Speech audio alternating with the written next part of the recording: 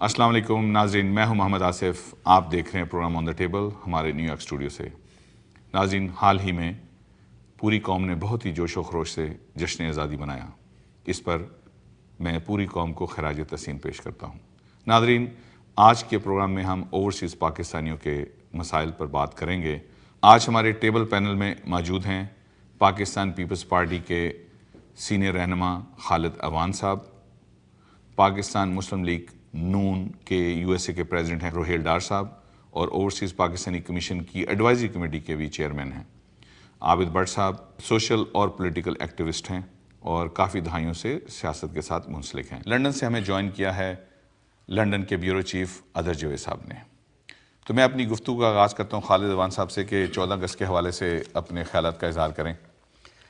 आसिफ साहब, सबसे पहले तो मैं आपका शुक्रिया अदा करना चाहूँगा कि आज इंतहाई अहम दिन पाकिस्तानी कौम के लिए और आपने मुझे मुद्दऊ किया। मैं अपनी जानब से पूरी पाकिस्तानी कौम को और पूरी दुनिया में बसने वाले तमाम ओवरसीज़ पाकिस्तानियों को मुबारकबाद देना चाहूँगा। और इसके साथ साथ मैं ये भी चाहता हूँ कि आपके गोश गुज़ार करूँ कि ये जो 14 अगस्त का दिन है, खुशियों के साथ साथ हमारे लिए एक तजदीद अहद का दिन भी है, जिसके अंदर हमें ये मौका मिलता है कि हम अपने उन बुज़ुर्गों को जिन्होंने अपनी जानों का नजराना देकर ये मुल्क हमारे लिए हासिल किया, हम उन्हें खराज तहसीन पेश कर सकें और अपनी आने वाली नस्ल को उनके बारे में आगाही दे सकें कि ये जो अमानत है इसकी हिफाजत हमने किस तरह करनी है। और ये बड़ी खुशाइन बात है कि इस दफ़ा पाकिस्तान के अंदर जिस जोश व जज्बे और जोश व खरोश से यौम पाकिस्तान मनाया जा रहा है, स्पेशली मेरा दिल धड़क रहा है और मैं अपनी खुशी का इजहार नहीं कर सकता कि जहाँ पाकिस्तान के झंडे जलाए जाते थे, जहाँ पाकिस्तान का झंडा बुलंद नहीं किया जाता था, मेरा कहने का मतलब बलूचिस्तान है, आज ये जानकर इंतहाई खुशी हो रही है कि वहाँ पाकिस्तान का सबसे बड़ा झंडा जो है लहराया गया है या लहराया जा रहा है। ये मेरे लिए बड़ी खुशाइन और पाकिस्तानी कौम के लिए बड़ी खुशाइन बात है। और हम ओवरसीज़ पाकिस्तानी, हमारे चूँकि हम दियार गैर में रहते हैं तो यकीनन हमारे दिल पाकिस्तान के साथ ही धड़कते हैं और हमें फीलिंग भी ज़्यादा होती है। तो इस लिहाज से हमें ज़्यादा खुशी है। हम चाहते हैं कि पाकिस्तान कायम और दायम रहे, पाकिस्तान खुश व खुर्रम रहे, पाकिस्तान तरक्की करे, तो इससे हमें तस्कीन मिलती है। जी रोहेल साहब। जी, बहुत शुक्रिया आसिफ साहब। मैं आपका और दुनिया टीवी का इंतहाई ममनून हूँ कि आपने ये मौका फ़राहम किया आज, और आपके तवज्जुह से मैं अपनी जज्बात से और नए ख्वाहिशात से आपके साथ शेयर करना चाहता हूँ। आज पाकिस्तान का यौम आज़ादी है, बड़ा मुबारक दिन है। जैसे खालिद साहब ने पहले कहा है कि ये बड़ी खुशाइंद बात है, और मैं समझता हूँ इसमें पाकिस्तान के अवाम ने बहुत कुर्बानी दी है इस दिन के लिए।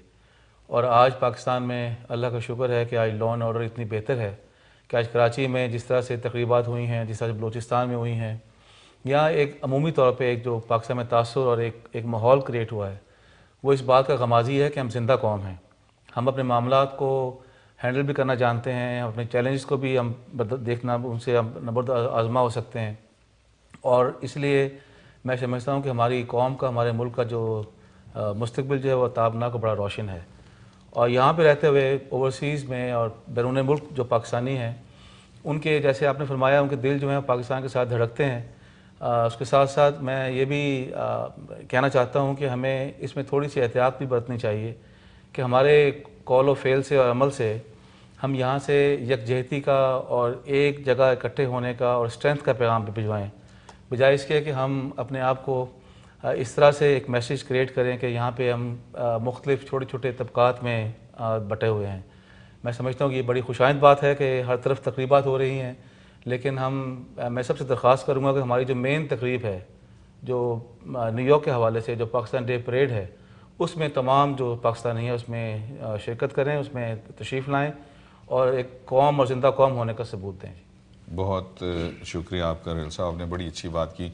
मेरे ख्याल न्यूयॉर्क में 8-10 तकरीबात हो रही हैं, लेकिन जो मेन इवेंट है वो देखिए इस साल क्या होता है, लेकिन पिछले सालों में तो बहुत कमज़ोर है।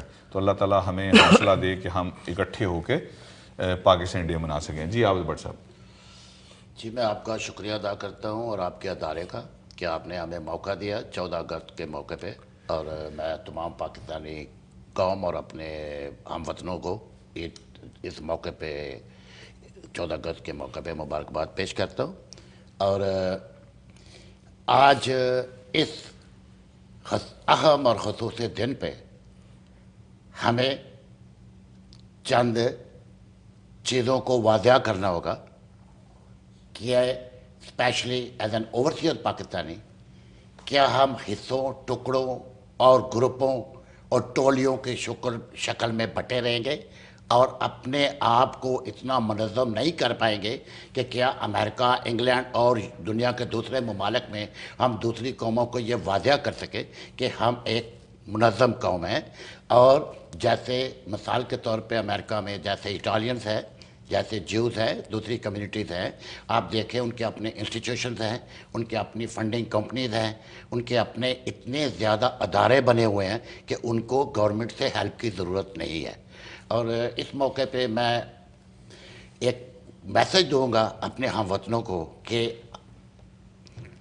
टुकड़ों में बटी हुई तंजीमों को एक प्लेटफॉर्म पे इकट्ठा करें, आप लोग मुत्तहिद हों, इकट्ठे हों और यूनिटी में हमारी कौम को इंटरनेशनली एक पहचान मिलेगी। और यहाँ भी अमेरिका में भी हम लोग मुत्तहिद होके अपने पाकिस्तान के लिए बहुत से फ़वाइद और बहुत से बेहतर काम कर सकते हैं। और स्पेशली हमारी जो आने वाली जनरेशन है, जो हमारे बच्चे यहाँ पे पैदा हुए हैं, उनको हम अमेरिका में अच्छे मकाम दिलवा सकते हैं अगर हम एक इकट्ठे हों। और हमारे लिए सबसे बड़ी मिसाल, जैसे मैंने पहले कहा, ज्यूज़ और इटालियन कम्युनिटीज़ है और उनका हिस्ट्री देख ले पिछले 50-100 साल से कि अमेरिका में कैसे वो ऑर्गेनाइज है।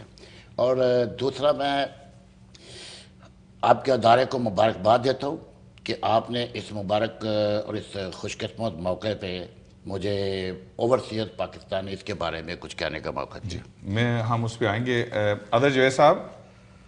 जी आसिफ। अदर साहब, एक ज़माना था, इससे पहले कि मैं आपके व्यूज़ लूँ, यहाँ पर न्यूयॉर्क डे, जो पाकिस्तान में जो न्यूयॉर्क डे परेड होती थी, उस पर मेयर आया करता था, प्रेसिडेंट ऑफ यूएस का मैसेज आया करता था।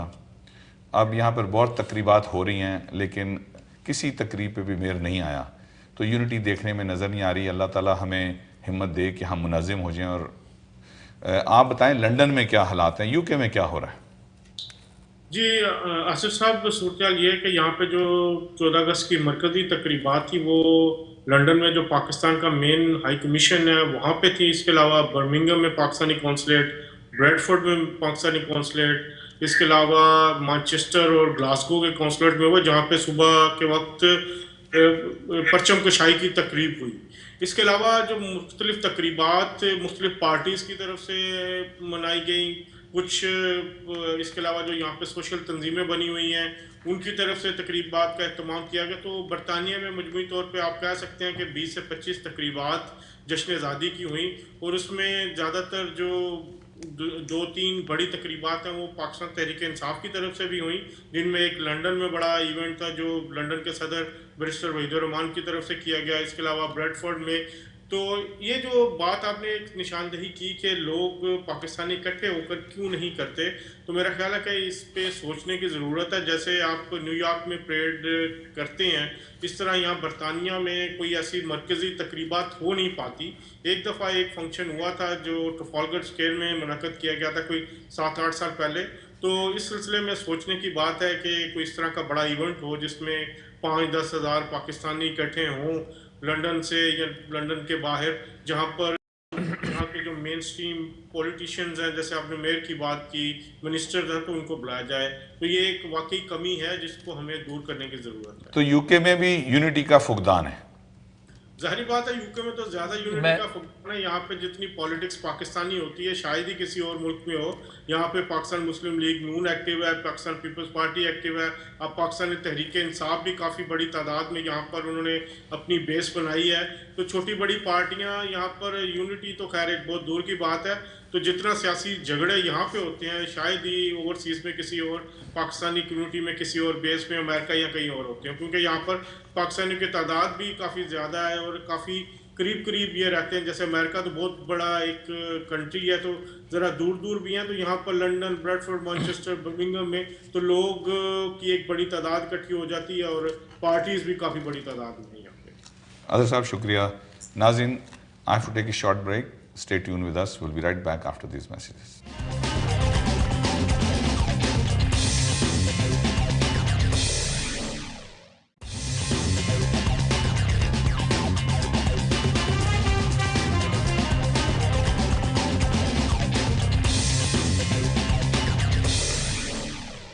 नाज़रीन, welcome back to the show. जी आवद भट्ट साहब। जी, मैं जैसा कि पहले अर्ज़ किया कि ये बड़ा तारीख़ी मौका है कि दुनिया टीवी ने मुझे मौका दिया कि मैं एक अहम इशू के ऊपर आज के दिन पे, ये ऐसा इशू है कि जो हमारे 1 करोड़ पाकिस्तानियों के साथ मुंसलिक है, 1 करोड़ पाकिस्तानियों की फैमिली के साथ मुंसलिक है, हमारे मुल्क की इकॉनमी से मुंसलिक है, हमारे मुल्क के फ्यूचर से मुंसलिक है। ओवरसीयर जो है पाकिस्तानी, जिसमें हम सब शामिल हैं जितने इस टेबल पे बैठे हैं, ठीक है। मैं ये समझता हूँ कि ओवरसीयर पाकिस्तानी जो हैं वो क्या सिर्फ और सिर्फ ज़र मुबादला कमा के पाकिस्तान में भेजने वाली मशीन है? क्या वो ऐसे बंदे हैं कि जो पाकिस्तान में प्रॉपर्टियाँ बनाए और उनके रिलेटिव कहा जाए? क्या वो ऐसा सोर्स है पाकिस्तान के लिए कि वो जब एयरपोर्ट पे जाए तो कस्टम वाले उनसे पैसे ले लें? क्या वो ऐसा सोर्स है कि जब भी पाकिस्तान जाए उनको लूट लिया जाए? और वो पाकिस्तान में एनुअली सेकंड सोर्स हैं ज़र मुबादला का, तजारत के अलावा। आपकी तजारत के बाद आपको एग्जैक्टली मैं फिगर बता देता हूँ, $18 बिलियन जो कि हम लोग प्रोड्यूस करते हैं every year to assist Pakistan economy. क्या उसके बदले में हमें पाकिस्तान की हर आने वाली गवर्नमेंट क्या देती है? आपके पास वोटिंग राइट नहीं है, आप एम्बेसी में जाते हैं, आपको ज़िलो ख़वार किया जाता है, वो ब्यूरोक्रेट्स यहाँ पे आते हैं अपनी पूरी फैमिलियों को लेके, TADA और बेशुमार मराहत लेके, वो आपको किस तरह ट्रीट करते हैं आप जाके एम्बेसी और कौंसलेट में देखें, आपके साथ आज भी क्या हाल होता है।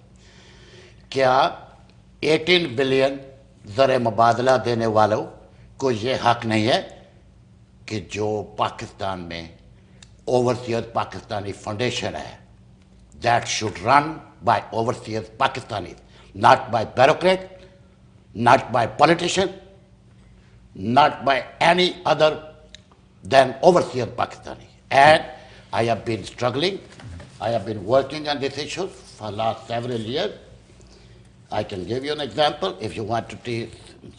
That is the Pakistan media 3 years ago.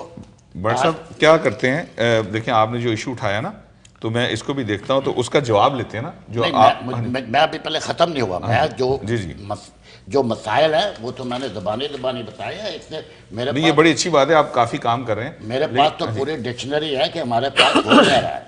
ठीक। इस वक्त 10 मिलियन पाकिस्तानी, मैं अपने आम नाजरीन को जो कि एवरेज पाकिस्तानी हैं, जिनको एक्सेस नहीं है ट्रू डाटा, ट्रू इंफॉर्मेशन, क्योंकि जो इंफॉर्मेशन पब्लिश होती है पाकिस्तान में वो 5-5 साल पुरानी होती है, तो जो कंप्यूटर लिटरेट लोग हैं वो तो जाके गूगल वगैरह पे डाटा सर्च कर लेते हैं। जी। मैं आम पाकिस्तानियों के लिए सुनाना चाहता हूँ। इस वक्त ओवरसीज पाकिस्तानी $18 बिलियन एनुअल ज़र मुबादला भेज रहे हैं, जिसमें 2.3 मिलियन पाकिस्तानी सऊदी अरेबिया में रहता है, 2 मिलियन UAE में, 1.4 मिलियन UK में, 1.5 USA में और 4 million rest of the world. That becomes all together almost 10 million of overseas Pakistani. और 10 मिलियंस के लिए what I think and what I, not me, it's not something personal, since I have been abroad for last 40 years and I have been over Bhatt साहब, लेकिन हम issue को लेके चलते हैं ना। मैं इशू में चाहता हूँ हम ये सारी, अगर आप ये इन्फॉर्मेशन सारी भी दे देंगे फिर शायद हम लोग भूल जाएंगे क्या क्या इशू हुए हैं। तो हमें इशू चाहिए ताकि आपने पहले इशू में दे रहा हूँ, मैं इशू पे आ रहा हूँ। हाँ जी, आए इशू। मेरा कोई इसमें पहला इशू, पहला इशू देना, फिर step by step. Immediately have OPF free from Ministry of Overseas Pakistani Human Resources. We don't want any toys. ठीक। Okay. Development OPF Pakistan should be free and independent welfare organization without a political influence or bureaucracy element ठीक at all. जी। भट्ट साहब, पहली बात यह है कि जो आपने बात की ना, पहले हम ये देखें कि जो आपने कहा था कि ये ओवरसीज पाकिस्तान से रन होना चाहिए, जो कमीशन पंजाब गवर्नमेंट ने इनिशिएटिव लिया है, आप जरा उस पर रोशनी डालें। जी बहुत बहुत शुक्रिया साहब। मैं ख्याल में मैं समझ रहा हूँ, क्योंकि मैं भी यहाँ इनके साथ इसी मुल्क में रहता हूँ और मुझे भी मसाइल का थोड़ा सा इदराक है, कोई थोड़ा सा आइडिया है। देखिए, बात शुरू होती है बुनियादी हकूक़ से। बुनियादी हकूक़ जो आवाम के, जो आइन जिसके तहफ़्फ़ुज़ देता है, जब आप फंडामेंटल राइट्स की बात करेंगे तो उसमें हम लोग भी आएंगे जो पाकिस्तान से बाहर रहते हैं और पाकिस्तान के अवाम भी आएंगे। तो हमें ये समझने की ज़रूरत है कि पाकिस्तान में बहुत काम होने की ज़रूरत है, इसमें कोई दो राय नहीं है बिल्कुल, ना इसमें कोई इंकारी है इस बात से। हमें अपने मुल्क को उस लाइन पे लाना पड़ेगा कि हम लोग जब अपनी आवाज़ बुलंद करें, आवाज़ सुनी जाए और हर ईवान में सुनी जाए। तो उसी लिहाज से जैसे आपने पहले कहा कि हुकूमत पंजाब की हद तक तो ये आवाज़ सुनी जा रही है, उसके आपको असरात और समरात भी नज़र आने शुरू हो भी गए हैं और आइंदा भी नज़र आएंगे आपको। जो ओवरसीज़ पाकिस्तानी कमीशन बनाया है हुकूमत पंजाब ने, वो भी इसी का एक हिस्सा है। उसमें आप प्रोग्राम अलग भी कर चुके हैं काफ़ी तफसील से, तो मेरे ख्याल में ज़रा उसमें जाने की ज़रूरत नहीं है। लेकिन मैं ये कहना चाहता हूँ ज़रूर कि देखें, जब यहाँ से हम ज़र मुबादला भिजवाते हैं पाकिस्तान में, उसके जो मकासद हैं वो उसमें हमें उसमें आलाइश या आलूदगी नहीं करनी चाहिए। ज़ाहिर है हमें अपने राइट्स चाहिए, इसमें कोई राय नहीं है, लेकिन अपने मुल्क की हम मदद भी इस तरह से करते हैं कि अपने फैमिलीज़ की मदद कर रहे हैं। हम जो वहाँ इमदाद या पैसे या फंड भिजवाते हैं, फैमिली मेंटेनेंस में आते हैं या इन्वेस्टमेंट्स में आते हैं। जो इन्वेस्टमेंट की हद तक जो है उसमें आपके भट्ट साहब से बात से बिल्कुल इत्तफाक करता हूँ कि वहाँ पे ऐसे इंस्टीट्यूशंस नहीं हैं कि हमें वो प्रोटेक्शन दें, लेजिस्लेट प्रॉपर नहीं हो सके। जहाँ तक आपने बात की है वोटिंग राइट्स के हवाले से, आपकी बात बिल्कुल ठीक है। इसी आप हुकूमत में देखेंगे इंशाल्लाह इस साल में टेबल होगा रेजोल्यूशन, या नेक्स्ट ईयर में एजेंडा पे है। इसी हुकूमत में कानून साजी होगी ताकि आइंदा जो इंतखाबात आने वाले हैं उसमें आपको जो वोट देने का हक तो दिया गया है, लेकिन वो मैकेनिज्म नहीं है कि वोट कैसे देंगे आप, वो इंशाल्लाह लेजिस्लेट होने जा रहा है। जहाँ तक आपने बात की है कि मैं आपसे ये भी शेयर करना चाहता हूँ कि ये पाकिस्तान मुस्लिम लीग नून की हुकूमत ही थी जिसके अल्लाह ताला ने उनको हमें ये एजाज़ दिया कि ग्रीन चैनल पाकिस्तान में शुरू हुआ, पाकिस्तान कस्टम्स के मसाइल लोगों के ख़त्म हुए, पाकिस्तान में ज़र मुबादला लाने और ले जाने का जो फ्री हैंड मिला वो भी हमारी हुकूमत का, पिछली हुकूमत में हुआ था। और इस बार भी आप ये कानून साजी देखेंगे, ये भी इंशाल्लाह इसी हुकूमत में होगी। जहाँ तक इस बात का ताल्लुक है कि पाकिस्तान में जो इदारे हैं, आपने OPF की बात की है, देखिए इसमें जब मिनिस्ट्रीज़ में जब आप आवाम के नुमाइंदों को लेके आएंगे, जब पाकिस्तान में आप आवाम को हक़ हुक्मरानी देंगे, जो आप ये प्रोसेस शुरू हुआ है, तो आपने देखा जिस तरह से ये पहली जश्न आज़ादी हमने पहले बात की है, जिस तरह से एक फ्री और फेयर तरीके से बनाया गया है, लोगों ने अपने जज्बात का इजहार किया है। इसी तरह से आप देखेंगे कि हर मसले का हल जो है वो ईवान और पार्लियामान से निकलेगा। और जब आप अपने नुमाइंदगी मुंतखब लोगों के ज़रिए लाएंगे और उसमें कोई आमिर आके और अपने बुनियादी हकूक़ को सलब नहीं कर लेगा और लोगों पर मुसल्लत नहीं करेगा, ये आप इदारों की बात कर रहे हैं ना, ये आपके इदारे नहीं बने हुए, ये इदारे चले जा रहे हैं और इसमें बहुत इम्प्रूवमेंट की गुंजाइश है। आप देखेंगे साथ साथ ये इंशाल्लाह चलेगा। आपसे माजरत चाहता हूँ, मैं माजरत चाहता हूँ, आप जिस पार्लियामेंट की बात करते हैं, ये पार्लियामेंट पिछले 40 साल से, मैं आपको डेट बताता हूँ जब ओवरसीज पाकिस्तानी बना। ओवरसीज पाकिस्तानी 8 जुलाई 1979 में एक डिक्टेटर ने बनाया था। ना किसी पॉलिटिकल पार्टी ने ओपीएफ की बुनियाद नहीं रखी थी, ओपीएफ की बुनियाद एक डिक्टेटर ने रखी थी। मैं सारी जिंदगी, डिक्टेटर का नाम क्या था? डिक्टेटर का नाम था जनरल जियाउल हक। हम उसके लिए MRD में कोड़े खाते थे, पत्थर खाते थे, लाठियाँ खाते थे। मैं आज जियाउल हक के 1000 बुरे काम के बाद अगर मैं कोई उसका पॉजिटिव काम जानता हूँ तो मैं ये जानता हूँ कि 8 जुलाई 1979 को उसने इस इदारे की बुनियाद रखी थी। और मुझे बात मुकम्मल करनी दीजिए, जितनी भी कैबिनेट्स आई हैं पाकिस्तान में, जितनी भी हुकूमतें आई हैं पाकिस्तान में, किसी भी हुकूमत ने इस इदारे की मजबूती के लिए काम नहीं किया। अपने अपने चोर दरवाजे से उन लोगों ने अपने अपने बंदों को अकबरा परवरी से उस अदारे की चेयरमैनी पर ला के बिठाया है। मैं इनसे पूछता हूँ, मुझे एक जवाब दे दें सिर्फ, आज का OPF का चेयरमैन कौन है? आप नाम जानते हैं उसका? नहीं जानते? मैं बताता हूँ। उसकी बैकग्राउंड पता है, उसकी अहलियत पता है, उसका मेरिट पता है, उसका कंट्रीब्यूशन पता है, उसकी मुझे बता दे कि वो चेयरमैन, उसकी अफादियत क्या है उस कुर्सी पे बैठने की। वो चेयरमैन प्लांटेड है। अगर आपको नहीं पता मैं बताता हूँ। उस चेयरमैन का नाम है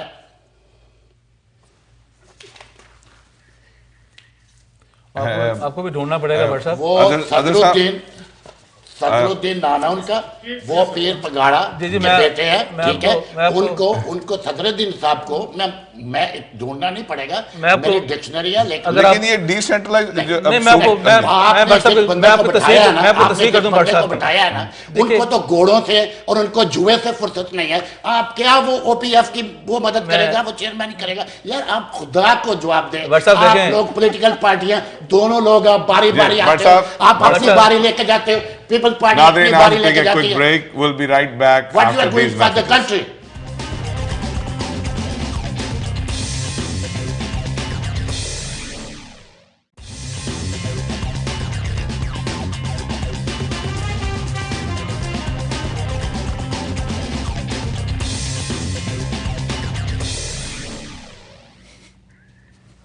नाज़रीन, welcome back to the show. अदर जवेद साहब, जी मियाँ साहब। आप ज़रा रोशनी डालें कि यूके में जो ओवरसीज़ पाकिस्तानी हैं उनके क्या मसाइल हैं। जी आसिफ साहब, प्रॉब्लम यह है कि जो पाकिस्तानी यहाँ पे रहते हैं बरतानिया में, उनके मसाइल काफ़ी ज़्यादा हैं। ये सिर्फ एक OPF ही सिर्फ प्रॉब्लम नहीं है। उनके लिए सबसे ज़्यादा मसला ये है कि उनकी जो प्रॉपर्टीज़ में पंजाब की हद तक और जो कश्मीर और दूसरे एरियाज़ हैं वहाँ पे प्रॉपर्टीज़ पे उनके कब्ज़े होते हैं। यहाँ से लोग अपनी मेहनत की कमाई बेचते हैं, तो वहाँ आगे पता लगता है कुछ और ही हो गया। लोगों के लिए जो एयरपोर्ट पे प्रॉब्लम्स हैं उनको हल होने की बात करनी चाहिए। और इसी तरह के जो दीगर इश्यूज़ हैं पाकिस्तानियों के, जो पाकिस्तान जाते हैं, हमें कोशिश करनी चाहिए कि पाकिस्तानी वहाँ पर राग़िब हो।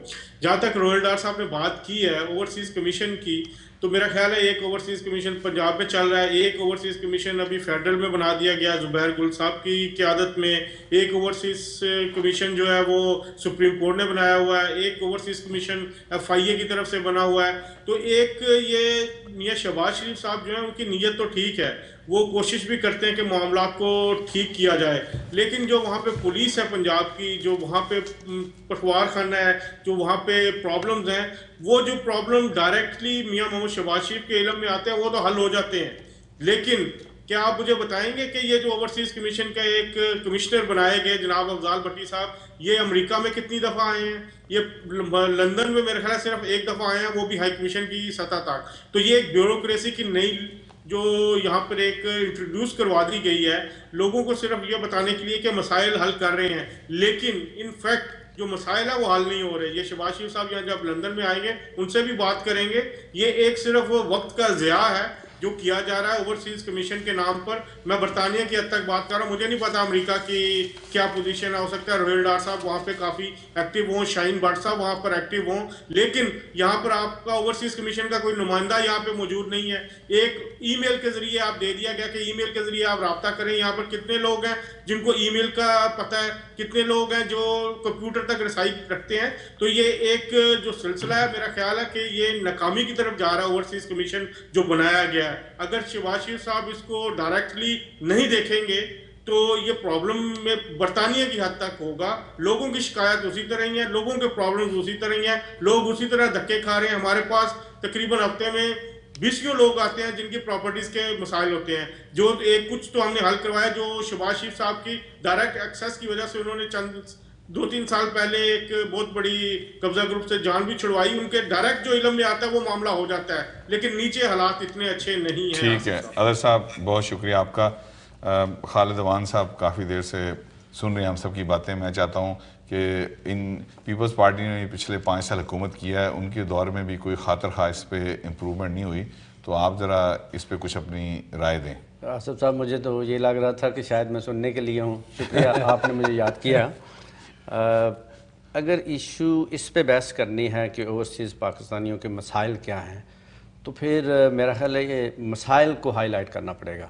लेकिन चूँकि बात हो गई है पी पार्टी की, तो मैं ये ज़रूर कहना चाहूँगा यहाँ कि हमारी ही गवर्नमेंट ने पिछले दौर में ये जो पाकिस्तान ओवरसीज़ पाकिस्तानियों के वोट के सिलसिले में इनिशिएटिव लिया था और एक ओपन डिबेट करवाई थी। इससे पहले कि मैं इश्यूज़ को हाईलाइट करूं जो हमारे नाजरीन देखेंगे, यहाँ मैं ये बताना चाहूँगा कि जब वो डिबेट शुरू हुई तो मैं बहुत दिल बर्दाश्ता हुआ। वहाँ डिबेट में जब मैंने गुफ्तगू सुनी, हमारे जो लेजिस्लेटिव हजरात हैं कि वो उन्होंने डायरेक्टली हमारी पाकिस्तानी लॉयल्टी के ऊपर अटैक किया और उन्होंने ये बड़े ज़ोर देकर ये बात कही कि एक ओवरसीज़ पाकिस्तानी जिसने हल्फ लिया हुआ है दूसरी कंट्री का, वो उस पर कैसे ट्रस्ट किया जा सकता है। पहली बात तो ये है आसिफ साहब कि कितने पाकिस्तानी हैं जो यहाँ से जाकर वहाँ इलेक्शन लड़ेंगे, जिनके बारे में वो बात हो रही थी, उनकी लॉयल्टी पे क्वेश्चन जब रेज़ किया। बड़ी मुश्किल से मुझे नहीं लगता 0.5% भी लोग इंटरेस्टेड हो जाके इलेक्शन लड़े। मैं गया था वैसे पिछली दफ़ा, मैं कैंडिडेट था 99 का, बहुत कम लोग हैं। तो जब हम पाकिस्तान के लिए दियारे गैर में बैठकर इतनी कुर्बानियाँ दे रहे होते हैं, काम कर रहे होते हैं, हमारे दिल वहाँ धड़कते हैं, तो जब हम सुनते हैं कि ये फ़लाँ MNA MPA फ़लाँ मिनिस्टर, उसमें मैं बिल्कुल दरेग नहीं करता। मेरे हमारे अपनी पार्टी के जो वज़रा थे, मैं उनसे भी नाला हूँ कि उन्होंने पार्टी के लिए पार्टी लीडरशिप के मौक़िफ़ को, पाकिस्तान के मौक़िफ़ को पस पुश्त रखा और अपने ज़ाती मफाद को। करप्शन के इंतहा थी। बट सब देखें, हम अच्छे और बुरे लोग हर जगह मौजूद। मैं खुद इंतहा पे चले गए, मुझे बोलने दीजिएगा। तो हमारे इस चीज़ को हमने महसूस किया, हमने अपनी आला क़यादत तक ये चीज़ें पहुँचाने की कोशिश की कि ये मुल्क को भी डैमेज कर रहे हैं। हमारे अक्सरियत वज़रा बहुत नेक और अच्छे लोग भी हमारे थे जिन्होंने बहुत अच्छा काम भी किया, उन्होंने डैमेज किया पाकिस्तान को। लेकिन नतीजतन क्या हुआ? नतीजतन जब हम आवाम के पास गए तो मेरा ख्याल हमें उससे सबक, ख़ासकर मैं रोहेल डार साहब को ये ज़रूर कहूँगा असल मौजू की तरफ आने से पहले कि मियाँ नवाज शरीफ साहब माशाल्लाह बड़े अच्छे इंसान हैं और अल्लाह ताला ने उन पर बड़ी ये रहमत की है कि तीसरी दफ़ा मौका दिया है। वो हमारे अंजाम से कुछ ज़रूर सीखें कि जो उनके मुँह ज़ोर वज़रा हैं उनको समझाएँ कि बहुत जल्द अब वो वक्त आने वाला जब आपने आवाम के पास जाना है, तो अभी टाइम है, अभी आपके पास वक्त है, तो आप कुछ अपने आप को बेहतर कर सकते हैं। तो वो हमारी गवर्नमेंट ने इनिशिएट लिया वोट के लिए। खान साहब, मैं चाहता हूं कि रोहेल डार साहब पे भी वक्त इतना है नहीं हमारे पास कि जो इतने इश्यूज उठे हैं इनका कोई जो प्रेजेंट गवर्नमेंट है और जो कमीशन को हेड कर रहे हैं, ये बताएं कि क्या सोल्यूशन क्या है इन सारी प्रॉब्लम। जी आसिफ साहब, मैं बिल्कुल आसिफ साहब की बात से भी मैंने सुनी है बातें सारी। मैं एक चीज़ आपको गोश गुजार करना चाहता हूँ। जो पंजाब में जो कमीशन बना है, ये हुकूमत पंजाब ने लेजिस्लेट किया है। ये कोई इंतज़ामी अमूर पे नहीं बनाया गया, बल्कि ये हुकूमत पंजाब ने पंजाब असम्बली में ये बिल पेश किया और उसके मुताबिक इसमें कानून साजी हुई है। तो ये एक मैं समझता हूँ लेजिस्लेटिव बॉडी है के ज़रिए बना है और ये बड़ा इख्तियार कमीशन है। जहाँ तक अजहर साहब ने बात की है, मैं आपकी बात से इत्तफाक करता हूँ। वजह उसकी ये है, आपको थोड़ा सा वैक्यूम नज़र आ रहा है, उसमें गैप इसलिए है कि कमीशन के 3 कंपोनेंट्स हैं। एक कमीशन की बॉडी इटसेल्फ है, जो जैसे अफजाल भट्टी साहब कमिश्नर हैं, चेयरमैन जो हैं वो CM पंजाब खुद हैं उसके, और उसके अलावा रेवेन्यू के मेंबरान हैं और उसमें इंतज़ामिया के लोग हैं उसमें। और जो सेकंड कंपोनेंट जो है वो डिस्ट्रिक्ट लेवल की एडवाइजरी कमेटीज़ हैं, जो वहाँ के DCO हजरात, DPO हजरात, जो महकमा माल से मुतल्लिका लोग हैं, वो उसके मेंबर्स हैं। लंदन में आपका रिप्रेजेंटेटिव क्यों नहीं? मैं बताने वाला हूँ आपको बात। और जो थर्ड उसके कंपोनेंट जो है वो एडवाइजरी काउंसिल्स हैं, जो ओवरसीज़ में जहाँ पाकिस्तानी रहते हैं वहाँ पे उनके नुमाइंदा लोग होंगे, जो मेंबर्स होंगे कमीशन के। मैं आपको वो बड़ी खुशी महसूस कर रहा हूँ बताते हुए कि एडवाइजरी काउंसिल जो नॉर्थ अमेरिका की है वो फॉर्मुलेट हो गई है। अच्छा, it is up with CM chairman, जो CM पंजाब उनके पास जा चुके हैं नाम उन सब लोगों के, और नोटिफिकेशन होते ही वो फाल हो जाएंगे। इसी तरह से कमीशन के तमाम जो डिफरेंट UK में है, यूरोप में है, फार ईस्ट में है, मिडिल ईस्ट में है, जो उनकी काउंसिल्स हैं, जो फॉर्म होंगी तो आपको उनकी नुमाइंदगी और उनकी जो आपको प्रेजेंस है वो अपने अपने इलाकों में महसूस होनी शुरू हो जाएगी। ये बात अपनी जगह पे मौजूद है। सेकंड बात ये है कि जो मामला का उन्होंने निशानदेही की है, ये मामला कोई 1-2 साल पुराने नहीं हैं।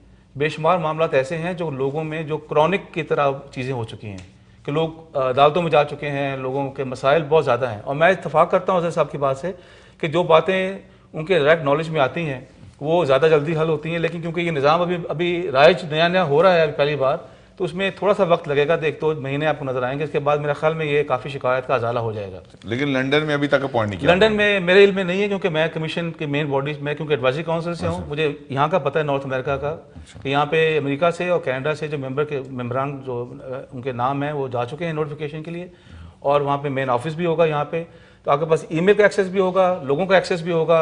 ऐसे लोग मौजूद हैं कि जो क्रॉस से बोर्ड हर जमात से, हर कम्युनिटी के जो शोबा ज़िंदगी के मुख्तलिफ हैं, सबसे उनकी नुमाइंदगी मौजूद है इसमें। ठीक है। और आखिरी बात मैं कहना चाहता हूँ, जो खालिद साहब ने बात की है, आपकी बात बिल्कुल ठीक है खालिद साहब। देखिए, करप्शन जो है ये एक अफरियत है, एक नासूर है पूरे माशरे का। और जहाँ तक PMLN का ताल्लुक है, मियाँ नवाज शरीफ का ताल्लुक है, हमारे यहाँ ज़ीरो टॉलरेंस है। ये खाली कहने की बात नहीं है जैसे बाकी जमातें के ज़ीरो टॉलरेंस, बल्कि हमारे यहाँ वाकई सही।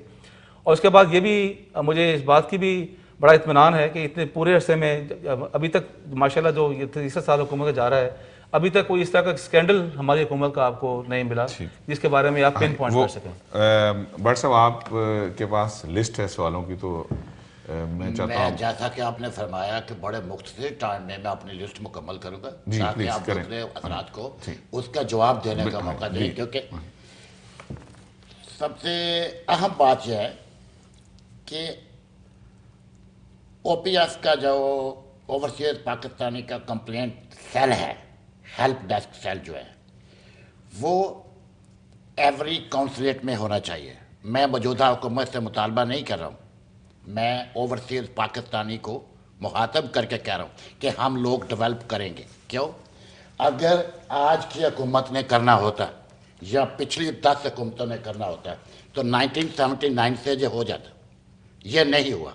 इसलिए मैं आज की मौजूदा गवर्नमेंट से, चाहे मुस्लिम लीग हो या पीपल्स पार्टी हो, ये मुतालबा नहीं कर रहा, मैं ये वाज़ेह कर रहा हूँ कि हम पाकिस्तानी जो बाहर रहते हैं मिलकर कंसेंसस से और यूनिटी से हम एस्टेब्लिश करेंगे एवरी काउंसलेट में हेल्प डेस्क, जिसमें ओवरसीज पाकिस्तानी का डायरेक्ट रब्ता होगा पाकिस्तान में मिनिस्ट्री ऑफ फॉरेन बस अफेयर। अब मैं ब्रेक लेनी है, ब्रेक लेनी है, ब्रेक के बाद सीधा आप पे आता हूँ। नाज़रीन, स्टे ट्यून विद अस।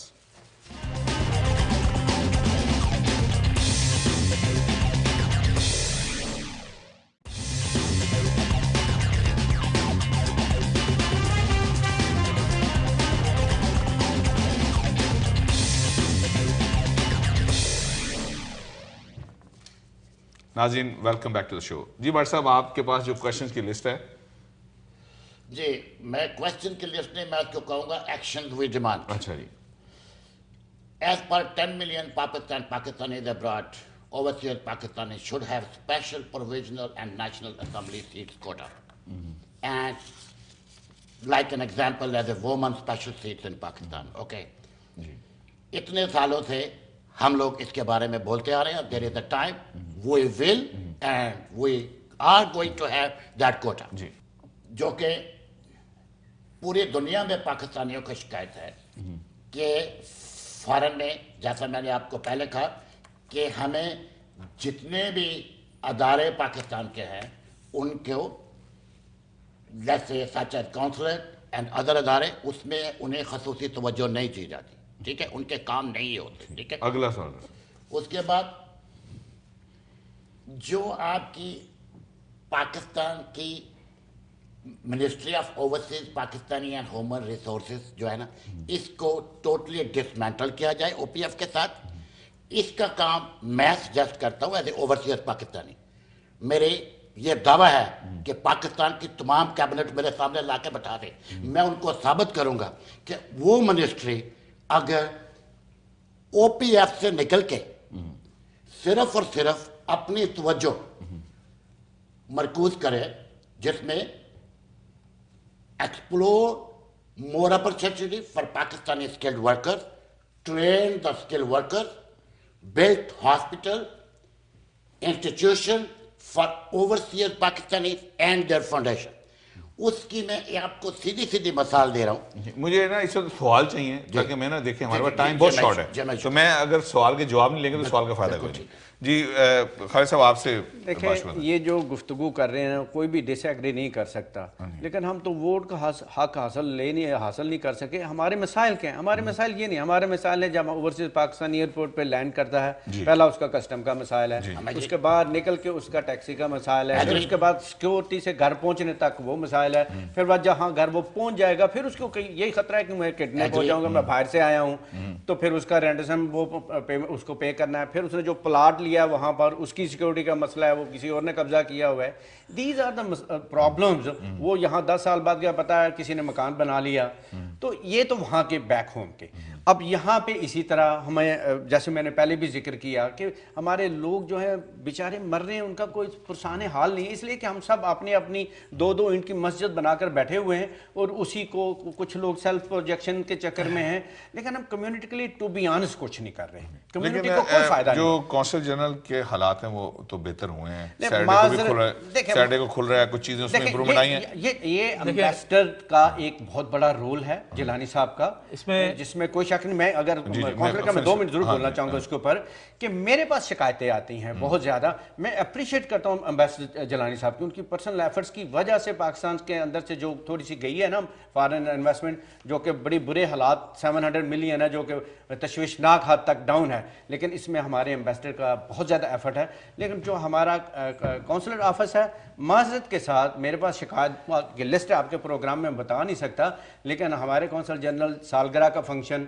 किसी ग्रासी स्टोर का फंक्शन, रात को भी माशाल्लाह सुना है काफ़ी फंक्शन होते हैं उनके, मुझे कोई इतराज़ नहीं, अच्छी बात है, जाना चाहिए, लोगों के साथ मिलना चाहिए, लेकिन उनको चाहिए कि थोड़ा सा टाइम निकाल के हज़ारों डॉलर का आप बेनिफिट ले रहे हैं, आपको घर को मिलता है, TADA मिलता है, घर का रेंट मिलता है, गाड़ी मिलती है, तनख्वाह मिलती है।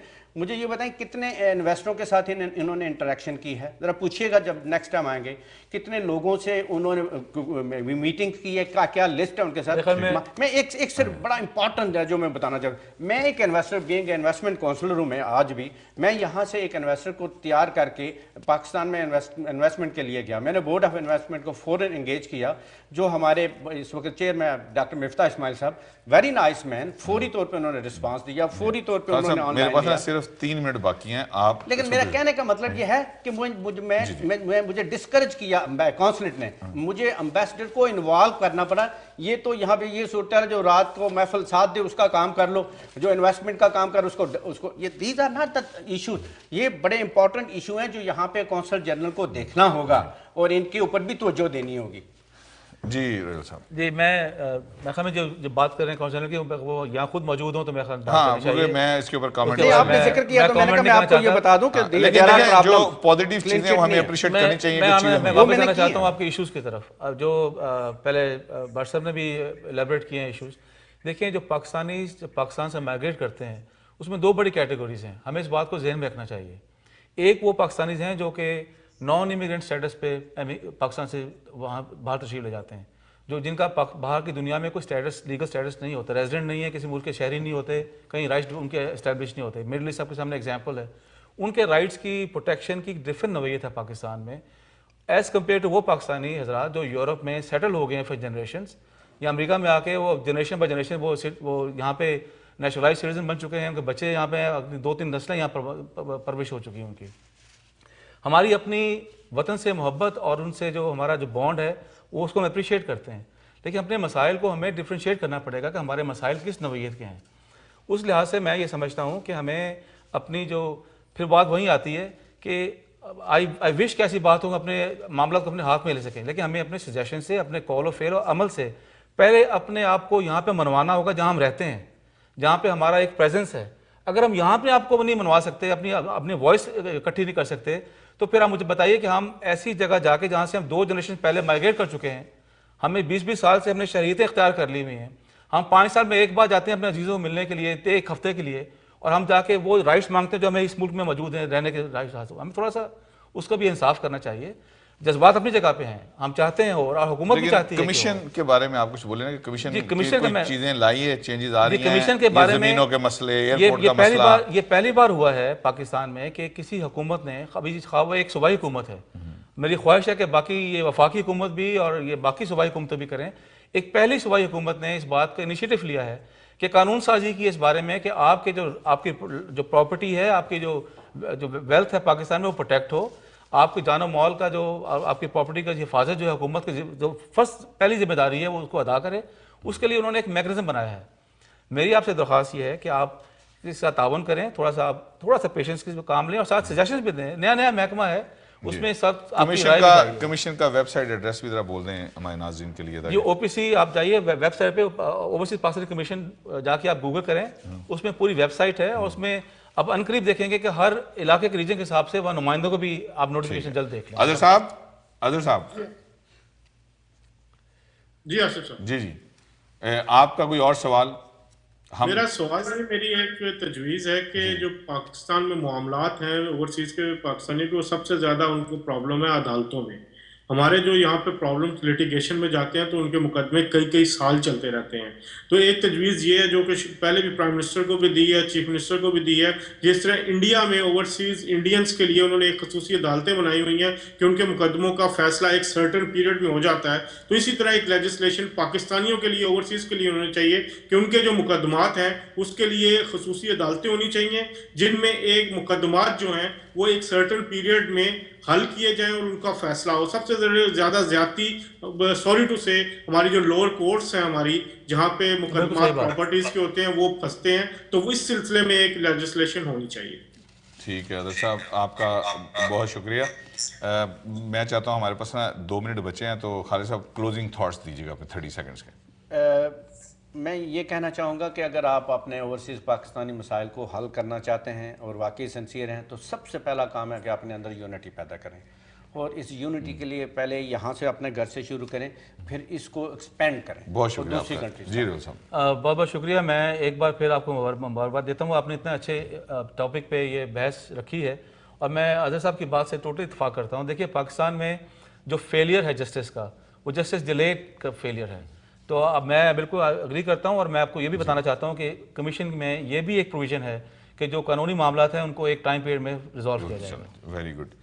जी भट्ट साहब, मेरे क्लोजिंग कमेंट ये है कि हम ओवरसीज पाकिस्तानी बहुत जल्दी एक प्लेटफॉर्म पे कॉन्फ्रेंस करने जा रहे हैं। इंशाल्लाह आपके चैनल को भी उस पर दावत देंगे। दूसरा, जो हमारे इम्पॉर्टेंट इश्यूज हैं, हमारे मसाइल हैं, वो हम मौजूदा गवर्नमेंट से नहीं कहने वाले। हम अपनी मदद आपके तहत एक फंड मुकर्रर करेंगे, उससे हम ओवरसीज पाकिस्तानी के मसाइल अपनी मदद आपके तहत खुद करेंगे, क्योंकि इनके पास इस वक्त बेशुमार काम है और हम उनको दूसरे कामों को निपटाने के भट्ट साहब आपका बहुत शुक्रिया। अदर जय साहब, आपका बहुत शुक्रिया, आपने लंदन से हमें ज्वाइन किया। खालिद देवान साहब आपका बहुत शुक्रिया। रिल्डा साहब आपका शुक्रिया। नाज़रीन, प्रोग्राम का वक्त ख़त्म हुआ चाहता है, इजाज़त दीजिए। पाकिस्तान जिंदाबाद।